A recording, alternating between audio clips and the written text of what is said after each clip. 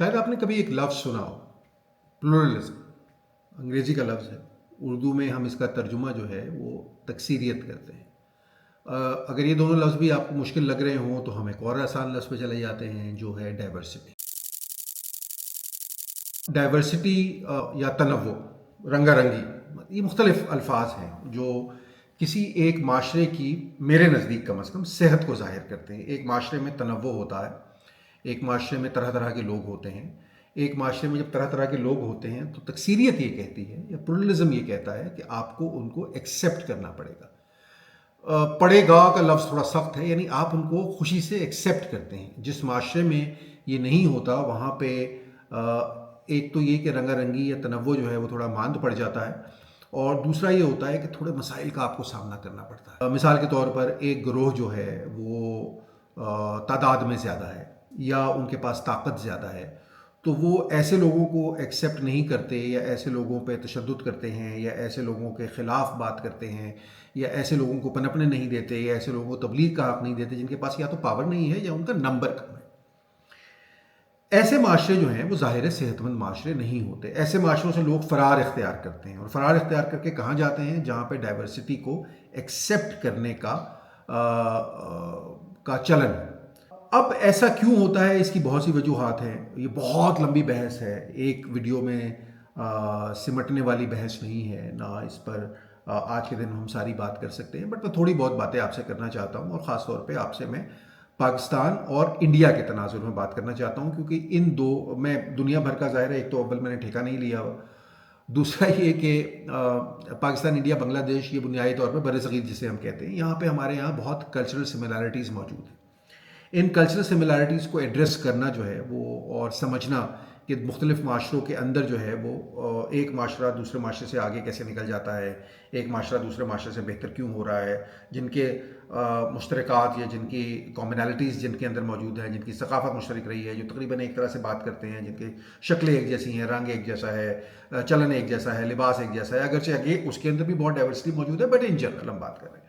तो बरसग़ीर के कॉन्टेक्स्ट में जब इससे देखते हैं तो हमें लगता ये है कि डाइवर्सिटी का जो सबसे ज़्यादा, डाइवर्सिटी तो नहीं, डाइवर्सिटी तो खैर मौजूद रहती है, बट डाइवर्सिटी को कबूलने का या डाइवर्सिटी एक्सेप्टेंस का या प्लुरलिज्म का जो सबसे ज़्यादा फुकदान है वो पाकिस्तान में है। उसके बाद बांग्लादेश में और इंडिया में हालात बेहतर हैं, लेकिन ये बात हो सकता है कि मेरे भारत के कुछ दोस्तों को गनाह गुजरे, लेकिन पिछले कुछ अरसे में इसमें हमें बेहतरी देखने को नहीं मिली, बल्कि बदतरी देखने को मिली है। ये बात मानने में कोई हर्ज नहीं है। फहमीदा रियाज ने एक नज़म लिखी थी जिसमें उन्होंने इंडिया के दोस्तों को मुखातिब करते हुए ये कहा था कि तुम तो बिल्कुल हम जैसे निकले।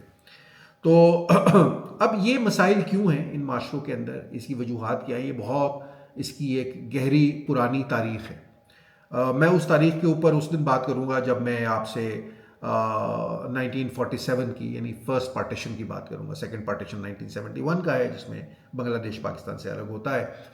तो 1947 की जब हम बात करेंगे तो वहाँ कहीं हमें इस डाइवर्सिटी की नॉन एक्सेप्टेंस की जो है वो वजूहात कहीं मिल जाएंगी।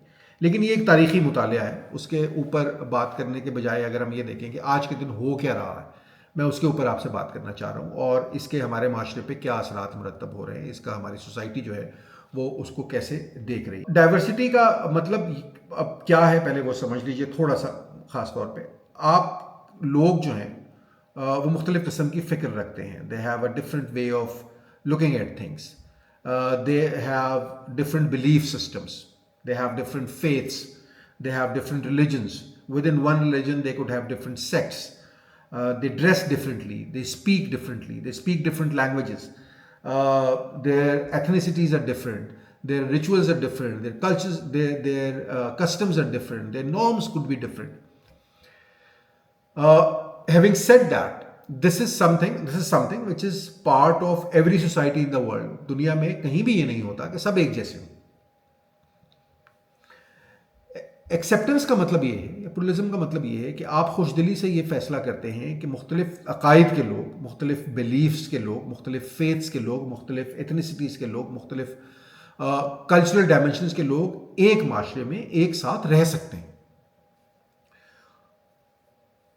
एक ग्रुप या एक ग्रोह दूसरे पे मुसल्लत नहीं करेगा by way of either violence or by way of exerting their power, or in the worst possible scenario, by creating laws that are basically interpreting one given way of life or one given philosophy, and it is there to oppress, uh, either oppress or basically marginalized certain communities in a society. That is what is happening in Pakistan. We have decided that there are dominant faiths and there are non-dominant faiths. There are faiths which can be appreciated and there are faiths which cannot be appreciated. There are faiths which remain marginalized and there are faiths which will be promoted. There are faiths that the followers of of that particular faith are allowed to preach whichever way they want to, and there are faiths who मतलब preach करना तो बहुत दूर की बात है, they cannot even practice what they believe in. And we have implemented it in the worst possible manner, and that is through law. That is something which is happening in this very society, and that is weakening the very roots of this society. Everybody is afraid of the other person. हम यहाँ पे diversity को, तकसीरियत को, pluralism को फ़रोग़ देने के काबिल नहीं रहे, हम उसको एक्सेप्ट नहीं कर सके. इसकी वजह से क्या हुआ है, हमारी नफ़रतें जो हैं वो तकसीम होते होते होते अब बहुत डीप रूटेड हो गई हैं. अब सिर्फ ये फेथ वर्सेस फेथ नहीं रहा, अब ये एथनिसिटी वर्सेस एथनिसिटी हो गया है, अब ये लैंग्वेज वर्सेस लैंग्वेज हो गया है. यहाँ पे आपकी नेशनलिज्म जो है वो शॉविनिज्म में बदल गया है. यहाँ पे जो हमारे मुख्तलिफ तबकात हैं वो एक दूसरे के खिलाफ हथियार उठाए सड़कों पर आ गए हैं. हमारे यहाँ गालम गलोच का कल्चर जो है वो मौजूद हो गया है. हम सोशल मीडिया पे जो है किसी शख्स को सिर्फ इसलिए बुरा कह सकते हैं कि उसकी कौमियत मुख्तलिफ है, उसका फेथ मुख्तलिफ है, वो हमसे मुख्तलिफ तरह सोचता है. आप सोचिए कितनी बेवकूफ़ाना बात है. और आप ये सोचिए कि इस मुल्क से दुनिया में पर कैपिटा हिजरत करने वाले सबसे ज़्यादा लोग इस मुल्क के हैं. ये क्यों भाग रहे हैं इस मुल्क से, और भाग के किन मुल्कों में जा रहे हैं? ये अफगानिस्तान में नहीं जा रहे, ये ईरान में नहीं जा रहे, ये सूडान नहीं जा रहे, ये लिबिया नहीं जा रहे, ये ट्यूनीसिया नहीं जा रहे, ये चाड नहीं जा रहे. ये जा रहे हैं ऐसे मुल्कों में, जर्मनी जा रहे हैं, ये ऐसे जा रहे हैं, कनाडा जा रहे हैं, ये जा रहे हैं, इंग्लैंड जा रहे हैं, ये यूरोप के मुल्कों में जा रहे हैं, ये डंकी लगा रहे हैं, ये डूब रहे हैं, ये सरहदों पे गोलियां खा रहे हैं. सिर्फ इसलिए नहीं कि इकोनॉमिक अपॉर्चुनिटीज़ हैं, इसलिए भी कि यहाँ हमें या इन्हें सांस लेने की बाज़ौक़ात इजाज़त नहीं है, यहाँ इन्हें बोलने की इजाज़त नहीं है, हमारे एक दोस्त के बकौल भौंकने की भी इजाज़त नहीं है. These are the trends which are prevailing in our society. Pluralism is absent. It is drastically decreasing.